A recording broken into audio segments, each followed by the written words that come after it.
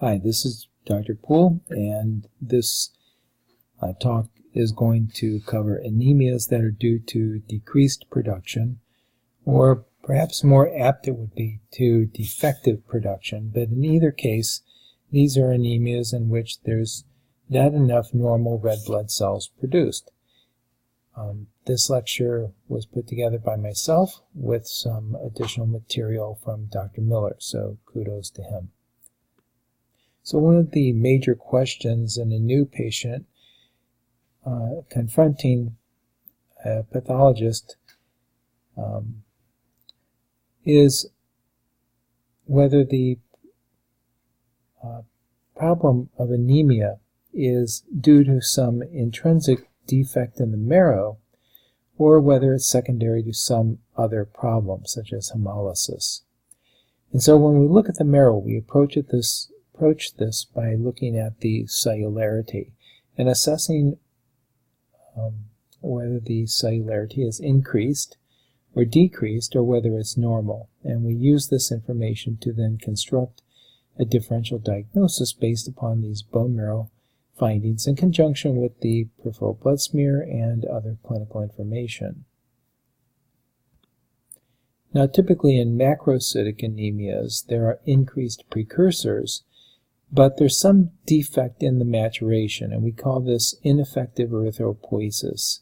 In other words, the problem isn't with the stem cells or their precursors, but at some point in the maturation process, these red cells in the marrow do not survive to make it into the peripheral blood. And the main categories of these are megaloblastic anemia, myelodysplastic syndromes, and rare hereditary defects. Now, the latter two I'm not going to discuss in detail, so the initial part of this talk will concern megaloblastic anemia. Later on, I'll talk about microcytic anemias, and the bone marrow findings in this case are when there are inappropriately normal numbers of erythroid precursors, which indicates that there's insufficient compensation or compensatory hyperplasia in response to anemia. Now, the major two anemias in this category are iron deficiency anemia and anemia of chronic disease. Another category is sideroblastic anemia, which I'm not going to discuss. You can read up about this short material in Pathoma or your other reference of choice. And of course, thalassemia will be covered in the disorders of hemoglobin, so I'm not going to discuss that further in this talk. Finally are normocytic anemias, in which there are inappropriately decreased numbers of erythroid precursors, which indicate some kind of stem cell or progenitor defect. And I'll talk about aplastic anemia, which actually affects all lineages despite the name. Now, there are other pure red cell aplasias, as well as anemias that affect the erythroid precursors due to some kind of toxic effect from a chemical exposure or drug. Now, there's other normocytic anemias that are discussed in other talks in which there are appropriately increased precursors in response to compensation due to anemia. So there's a compensatory erythroid hyperplasia. And as I mentioned, this is discussed separately in hemolytic anemias, and we also see this in recovering marrows from either hemorrhage or some kind of marrow insult, such as chemotherapy. Okay, so let's look at macrocytic anemias, which we also call megaloblastic anemia. Now, these anemias are defined as having characteristically abnormally large marrow precursors, and on red blood cell morphology, macrocytes. This indicates a nuclear maturation defect. Now, in megaloblastic anemia, the key laboratory finding is the mean cell volume, which is increased, indicative of the macrocytes. Now, the major two causes are vitamin B12 or folate deficiency. Both of these produce the same hematologic effects, so part of the differential is doing serum values for these two important vitamins. arbitrarily, macrocytic anemia is defined as having an MCV of greater than 100, but usually it's greater than 110. You also see anisocytosis and poikilocytosis, including oval macrocytes as well as schistocytes, because these abnormally large cells have trouble making it through these splenic sinusoids and in the microcirculation. Because of an attempt at compensation from the anemia, you see nucleated red blood cells also in the periphery. Now, vitamin B12 and folate deficiency also can cause abnormalities in the other cell lineages, so you see variable leukopenia and thrombocytopenia. One of the key high-yield other peripheral blood findings is hypersegmented neutrophils. Now, normally the neutrophil contains 3 to 4 nuclear lobes, but in megaloblastic anemia, one might see 6 or more. And this is one of the early morphologic changes, so this is an important concept to keep in mind. Now, this is a high-power image of a peripheral blood smear in megaloblastic anemia, and the arrow points to one of the macrocytes. You can see that these typically have an ovoid shape, and if you compare it, notice in the background there's a wide variation in the size and shapes of cells. So this is anisocytosis, which is variation in size, and poikilocytosis is variation in shape. So you have various sort of fragmented forms like these two guys, as well as these large macroovalocytes. Now, as mentioned, you also see these nucleated red cells in the peripheral circulation. And this is a neutrophil that's hypersegmented. You can count 1, 2, 3, 4, 5, 6, 7 lobes in this neutrophil. It's also enlarged, but that might be hard for you to assess. And in the bone marrow, again, we have hypercellularity as a compensation, and a megaloblastic morphology is reflected in the marrow as it is in the peripheral blood smear. One of the key findings is so-called nuclear to cytoplasmic asynchrony. What this means is that during red cell maturation, the nucleus becomes progressively pycnotic, eventually being completely lost in the mature erythrocyte. What we see in megaloblastic anemia, however, is that cytoplasmic maturation occurs. That is, there's progressive eosinophilia of the cytoplasm as the heme molecule accumulates, but there's not the nuclear condensation, so there's a nuclear maturation defect. Also, the precursors are abnormally large.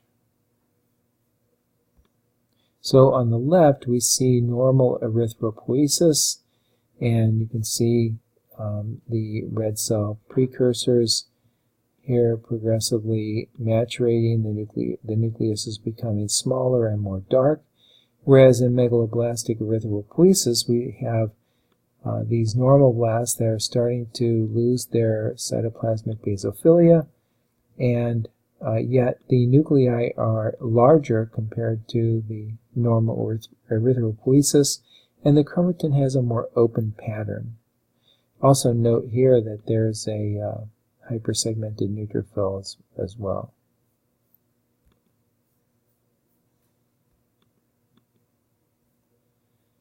Okay, how do the effects of folate and B12 deficiency differ? Well, an important concept with vitamin B12 deficiency is the presence of other extramarrow features of the disease, and one of the most important is peripheral neuropathy. This is called subacute combined degeneration of the spinal cord.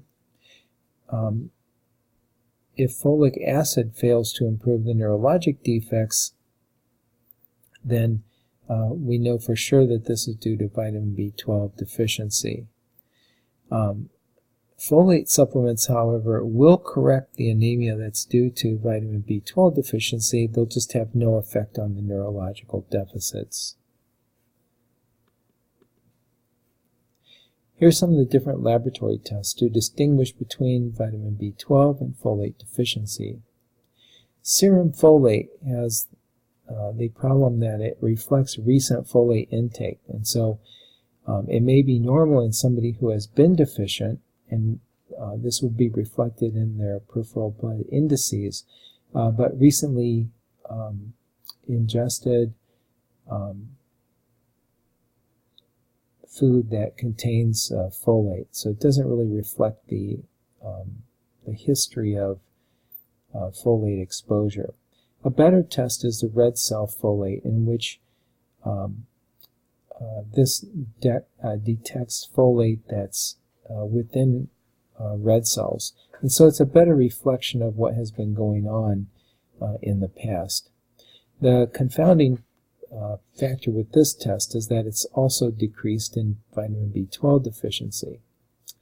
Now, vitamin B12 is the standard test for vitamin B12 deficiency. It's fairly sensitive and specific, and so if it is decreased, then that's pretty solid bet that you're dealing with deficiency. In the evaluation of megaloblastic anemia, of course, you need to measure all three to get an accurate picture of what's going on. Now, I know you already learned this in Food to Fuel, but this is just a graphic to remind you about the physiology of vitamin B12 absorption. Now, if you remember back to Food to Fuel, we learned about chronic atrophic gastritis, or pernicious anemia, which is the most common cause of vitamin B12 deficiency. Typically, this is immune-mediated. There's autoreactive T-cell mediated damage to gastroparietal cells in the body of the stomach, which secrete intrinsic factor, which is necessary for vitamin B12 absorption.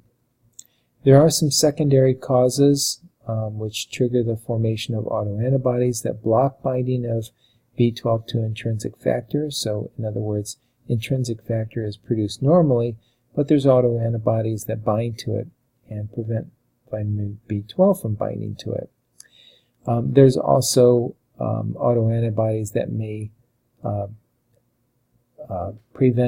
that bind to the receptors for the vitamin B12 intrinsic factor complex on ileoabsorptive cells. So in other words, the complex forms normally, but receptor uptake in the ileum is blocked by autoantibodies.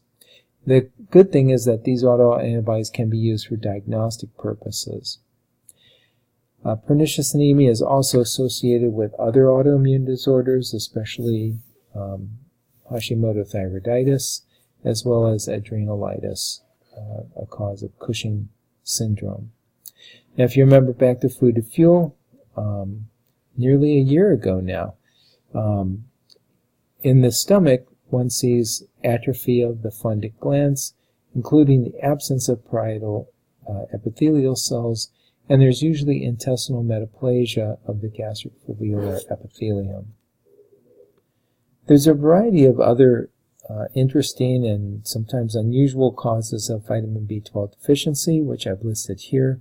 I'm not going to read this to you, but some of the high-yield things for the upcoming step 1 would be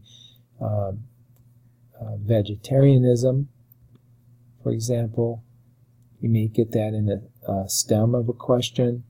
A person with diffuse intestinal disease for whatever reason, or somebody that maybe had ileal resection for some reason. Also, people that have had gastrectomy, such as for, say, gastric reduction surgery for obesity, they have to have vitamin B12 supplements. And one of the more unusual ones is fish tapeworm infestation, in which the infestation of the fish tapeworms actually absorb vitamin B12 and you don't get it yourself. I've actually seen a couple cases of this. So those are some high yield things for the step 1.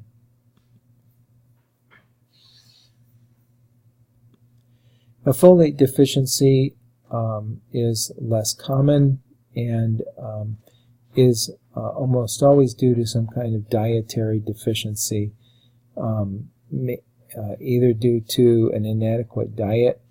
People are just not eating healthy foods. There's a lot of different foods that have folate. Practically every green leafy vegetable does. But alcoholism, infants, they don't really eat folate-rich food, or overcooking the food with denatures folate, and so it's not present in the food, and a variety of other things that are listed below there. Another important high-yield fact that kind of links up with pharmacology is the use of folic acid antagonists like methotrexate for different autoimmune or autoimmune and anti-cancer drugs, which blocks an important receptor, and so people are unable to bind folate and B12, so they have to have replacement. Now, there's a variety of other causes other than vitamin B12 or folate deficiency that cause macrocytic anemia, and I've listed these here. They're just for the sake of completeness and also something to keep in mind as you prepare for step 1. But for my purposes, I'm interested in vitamin B12 and or folate deficiency in terms of the most important cause of macrocytic anemia. All right, let's turn our attention now to microcytic anemia. Again, just a reminder, the bone marrow findings in microcytic anemias are in which you have inappropriately normal numbers of erythroid precursors. Now, this indicates that the marrow, in response to the anemia stimulus, does not sufficiently compensate. So there's an insufficient compensatory hyperplasia. And just as another quick reminder, sorry, I wanted to adjust the slide so you can see it better. This is just a recap of iron recycling, if you remember from food to fuel again. Iron metabolism is tightly regulated, and that's because iron is a potent oxidant, and we don't want to have a bunch of oxidizing chemicals running around in our body. So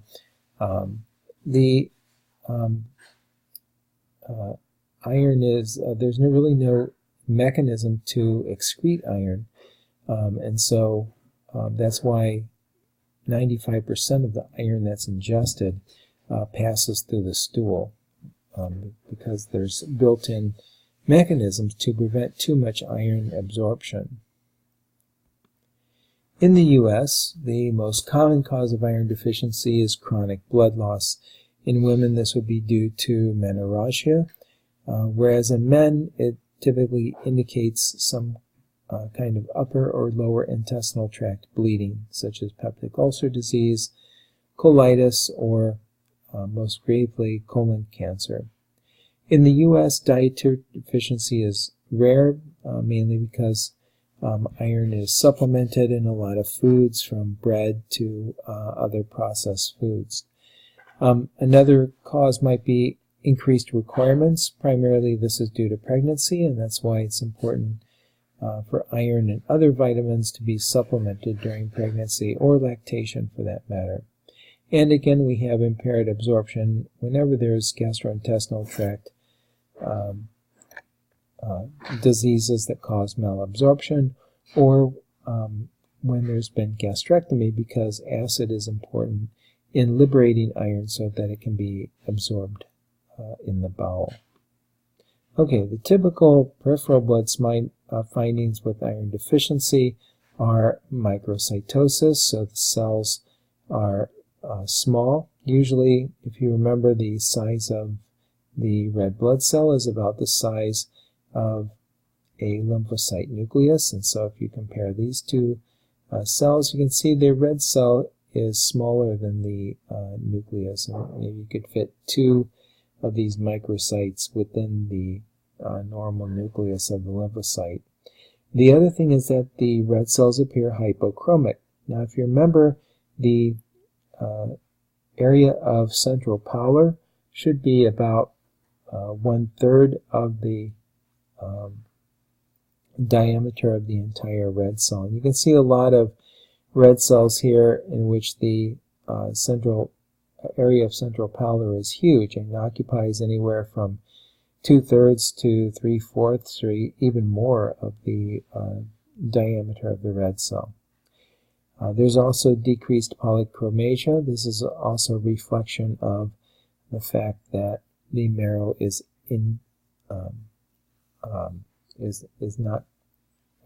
insufficiently compensating for the anemia.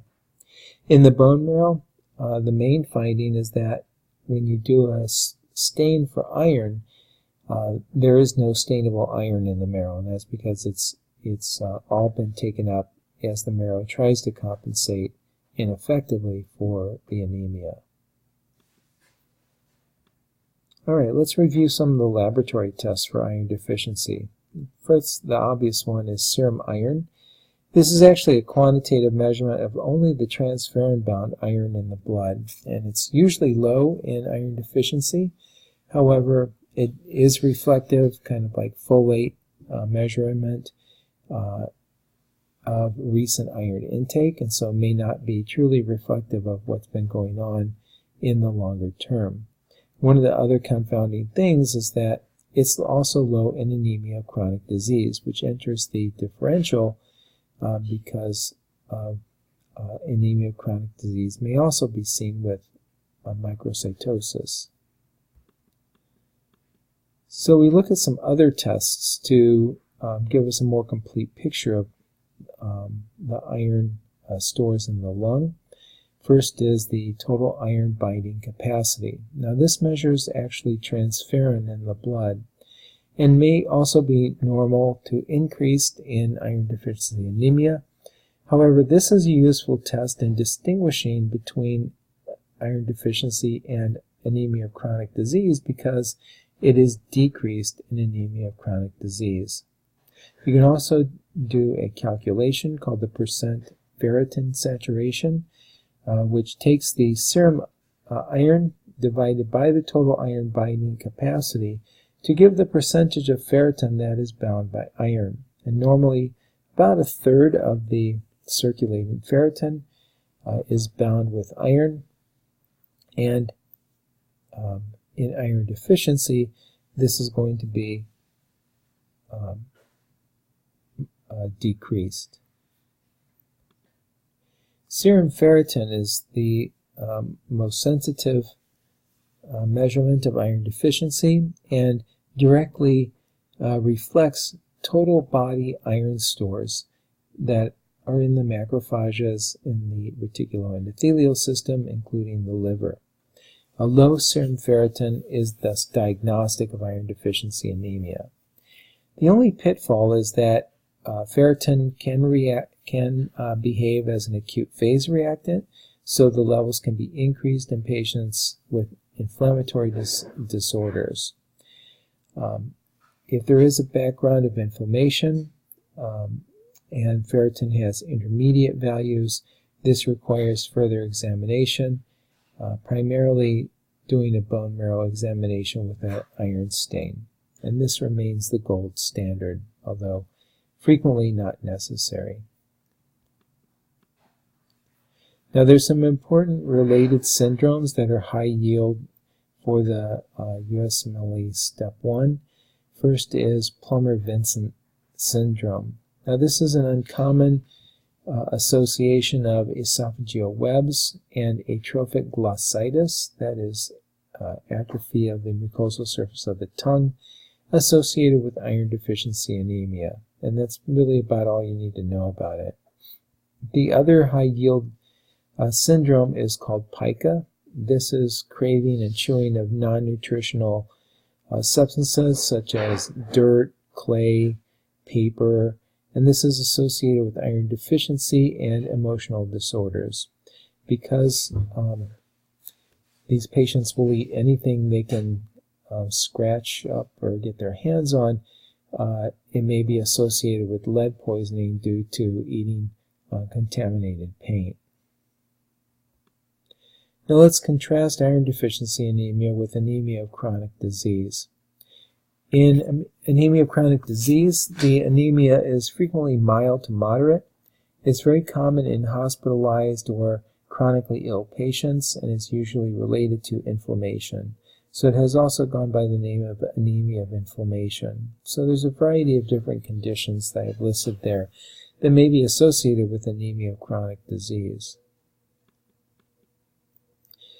Now the laboratory findings, as you might expect, a decreased absolute reticulocyte count, meaning that the marrow cannot appropriately compensate. The peripheral blood examination is usually normocytic and normochromic, but in about 20 to 30% of the cases it's microcytic, and hence we usually discuss iron deficiency anemia and anemia of chronic disease together. Now, in anemia of chronic disease, there's a shift of iron from the circulating transferrin-bound pool to the storage pool in macrophages in the spleen, liver, and other sites. And so, while transferrin, or total iron binding capacity, is decreased, ferritin is actually increased, again, because it is acting as an acute phase reactant in the background of inflammation. Alright, finally let's look at normocytic anemias with inappropriate decreased numbers of erythroid precursors, which indicates a stem cell or progenitor defect. So these are normocytic anemias that are due to defective stem cells or red cell precursors. We call this aplastic anemia, even though it actually causes a pancytopenia, not just anemia. So it's an inappropriate name for what is really going on. There is a failure of the multipotential stem cell, which gives rise to all three cell lineages. So in the peripheral blood, you not only see anemia, but also leukopenia and thrombocytopenia. The red cells are normally normocytic, but may be slightly macrocytic because of defective maturation. You also see decreased polychromasia in reticulocytes, which indicates a failure of production. Now the bone marrow, as you might expect, because it's aplastic, instead of the marrow being populated by hemopoietic stem cells, all you're left with is the fatty marrow.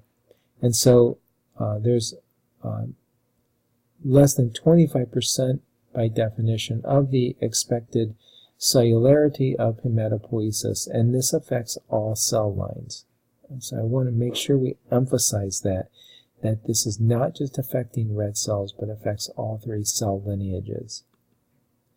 Now most aplastic anemia causes are acquired, and most of these are idiopathic in nature. We don't really know what is causing them.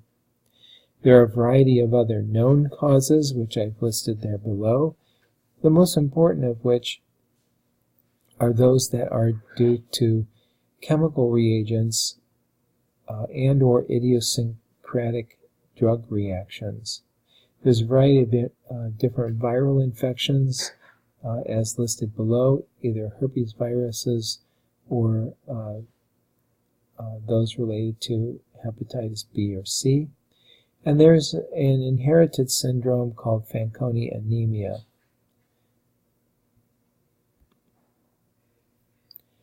Now, in most causes of aplastic anemia, there's two major aspects to the pathogenesis. First is T-cell mediated immune response with release of cytokines that inhibit stem cell function. Sometimes patients have other autoimmune disorders or they're diagnosed simultaneously in the evaluation of the anemia workup. The other cause of aplastic anemia is some genetic insult with generation of stem cells that are unable to proliferate and die before they give rise to precursors. aplastic anemia that's due to some kind of genetic or mutational insult have a poor prognosis unless the patients undergo stem cell transplantation, whereas immune-mediated aplastic anemia may respond to steroid therapy or other immune-modulating therapies. So the therapy around aplastic anemia is basically directed at stopping any potentially causative drugs and supportive with transfusion and marrow-stimulating factors and or immunosuppression. As mentioned, in aplastic anemia that's due to some genetic defect or mutation, the only effective therapy is marrow transplantation or stem cell transplantation. The drawback is that patients that do recover after treatment are at high risk for malignant transformation because the stem cell clones that are present in the recovering marrow may have acquired additional genetic defects that are now selected for and may begin clonal proliferation, resulting in leukemia. All right, sorry for the long lecture, but that covers your anemias that give rise to macrocytic, microcytic, and normocytic anemias, and we can distinguish these according to what we find in the marrow, as well as additional testing.